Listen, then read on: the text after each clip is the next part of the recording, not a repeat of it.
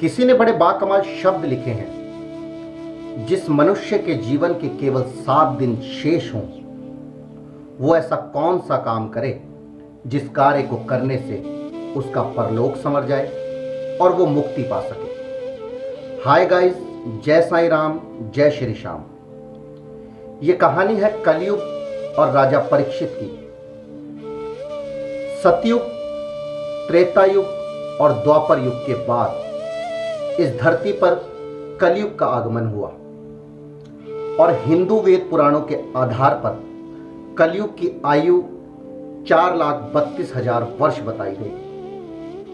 जब इस धरती पर कलयुग का आगमन हुआ तब उस समय राजा परीक्षित, जो पांडवों के पौत्र थे, एक बार राजा परीक्षित शिकार के लिए जंगल में गए तो कलयुग ने राजा परीक्षित का रास्ता रोककर कहा, राजन, मैं तुम्हारे राज्य में प्रवेश करने आया हूं।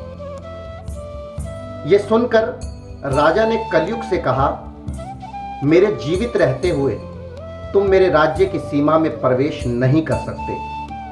और कलयुग पर प्रहार करने के लिए राजा ने अपना धनुष बाण उठा लिया।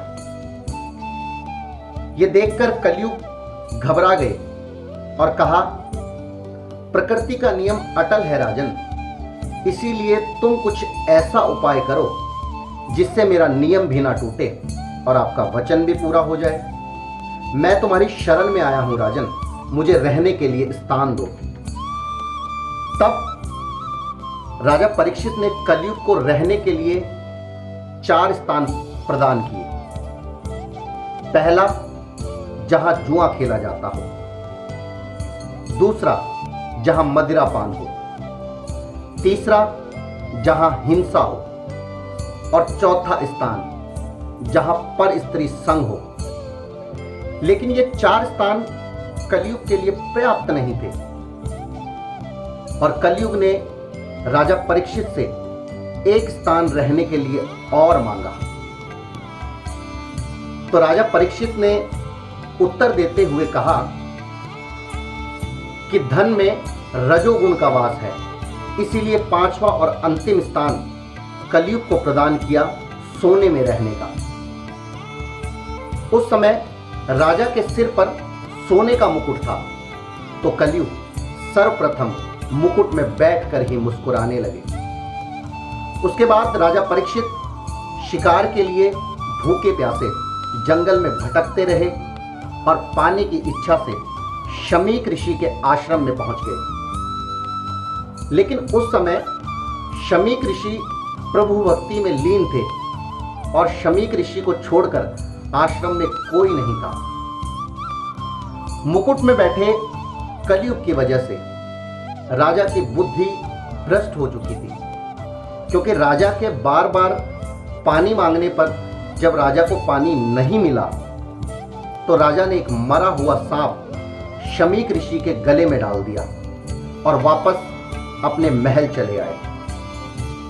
उधर ये बात जब शमीक ऋषि के पुत्र बालक श्रृंगी ऋषि को पता चली तो बालक श्रृंगी ऋषि ने राजा परीक्षित को श्राप दिया कि आज से 7वें दिन तक्षक नाग के काटने से उस राजा की प्रचंड विष अग्नि में जलकर मृत्यु हो जाएगी, जिस राजा ने मेरे पिता का घोर अपमान किया है।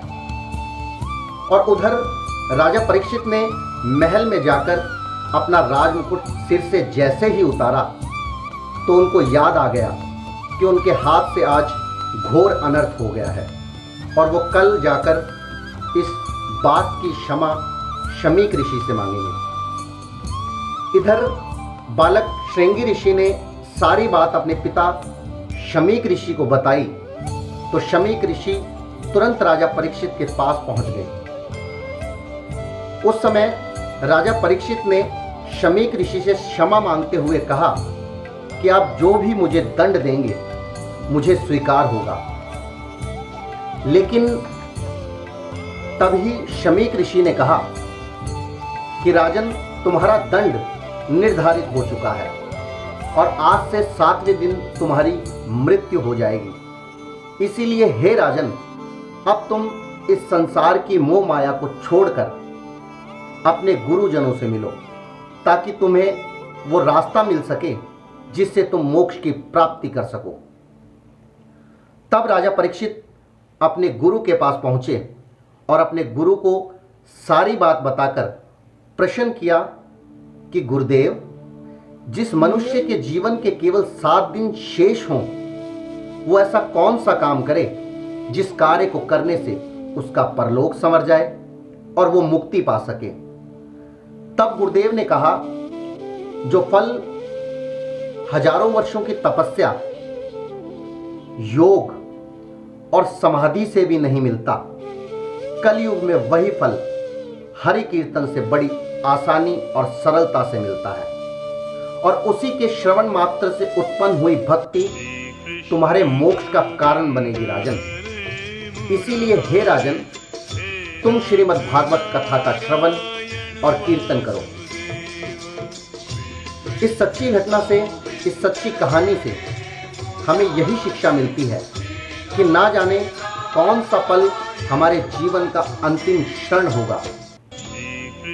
अपने जीवन के हर क्षण में, हर पल में प्रभु का नाम जपते रहें। ईश्वर को अपने जीवन के और करीब लाने के लिए हर शनिवार सुबह 10 बजे मेरे पेज पर सुनिए एक नई कहानी। और मैं अनिल अनुरागी आप सभी से यही कहूँगा कि जीवन तो सभी के लिए वही रंगीन किताब है, बस फर्क है तो इतना कि कोई हर पन्ने को दिल से पढ़ता है और कोई दिल रखने के लिए पन्ने पलटता है। जय साईं राम, जय श्री श्याम।